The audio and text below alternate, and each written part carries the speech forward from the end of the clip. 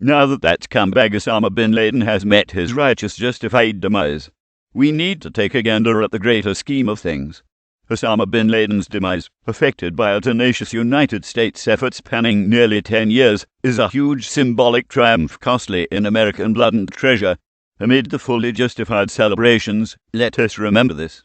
Osama bin Laden's elimination is but a milestone on a likely very long road. Not the end of that road. It is a battle, not a war, won. Al-Qaeda means, in Arabic, the base. The base of what? As Osama bin Laden himself envisioned and articulated it, the base or foundation for a triumphalist, globally dominant Islamic caliphate. Osama bin Laden was, alas, but one stone in that base or foundation, and, in recent years, not necessarily the cornerstone of that base either. Nor was he the first to advocate a militant, blood-spilling Islam numerals.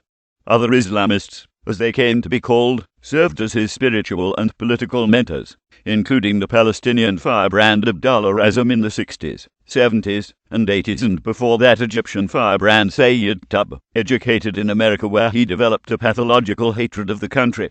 Around the globe, there are now many stones in the foundation, some direct outgrowths of Osama bin Laden's group, some loose affiliates of it, some totally independent of it. There are also, as we have seen here and throughout Europe, radicalized and politicized homegrown jihadists who are prepared to perpetrate random, indiscriminate violence acting alone.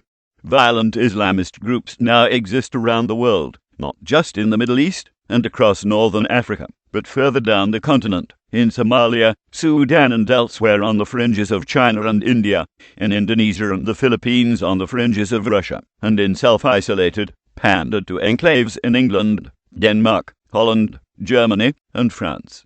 This menace takes sustenance from a double-dealing, equivocating, nuclear-armed Pakistan, from an oil-rich Saudi Arabia and, at doctrinal and geopolitical odds with it, from a theocrat-ruled Iran, it's seeking nuclear capability, and, if its rhetoric is any indication, eager to put that capability to use once it obtains it. This Islamism is a virus that feeds on its own backwardness, bitter envy, hatred-driven intolerance, and demonizing visions of a little Satan, Israel, and great Satan, us. This virus feeds not least on its own religious certainty, at root the same phenomenon that occasionally transformed Christianity in past eras into a bellicose menace. The stand against militant Islamism shares similarities with the Cold War, yet in many respects it is more complex and problematic. One significant difference is that at the height of the Cold War we were a world manufacturing power brimming with confidence in the victorious glow of World War II. We were a nation that could shoulder great military costs. Now we're a nation deep in debt, with doubts whether we can shoulder even the massive domestic entitlement costs we have accrued, much less an interventionist global effort to curb the spread of militant Islamism. It will take all of the smarts, patience, resolve, and, perhaps most in doubt, bipartisanship we can muster to charter a successful course and avoid a ruinous one. The elimination of Osama bin Laden is certainly, in the short run, anyway, a big feather in Obama's political cap. But the accomplishment, though hardly his alone, is just a tiny component of the big picture. In fact, from Gitmo to Afghanistan to national security surveillance to the use of pilotless drones, Obama has set aside his unrealistic, overblown campaign promises and largely continued the policies of his predecessor. Are the efforts in Pakistan and Afghanistan in particular likely to achieve their hoped-for goals? Or are they more likely to aggravate the menace they were supposed to deter? These are issues for the country to grapple with looking ahead. For right now, let the celebrating proceed.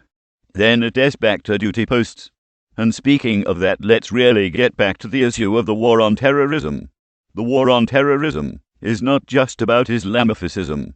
It's about every kind of terrorism, Islamic and non-Islamic, both foreign and domestic. And that includes dealing with the menace in Iran, the unrest in the Middle East, and the thorns that are Venezuela and North Korea on the foreign front, and domestic terrorism by way of street gangs and organized crime, as well as the ongoing threat. False religionists such as the Nation of Islam and other so-called black Hebrew Israelites led by the Great Millstone and their leader, so-called Elder Doha, who call for a race war ordained by their so-called God Yahweh Shai. Each and every one of these is a threat to our way of life, and must be destroyed. That is why I call for a reactivation of the draft. That's why us as Americans need to get serious, as this is still wartime and this is a fight that will outlive the majority of our lifetimes. But this is a war that can be won and must be won. So people, let's win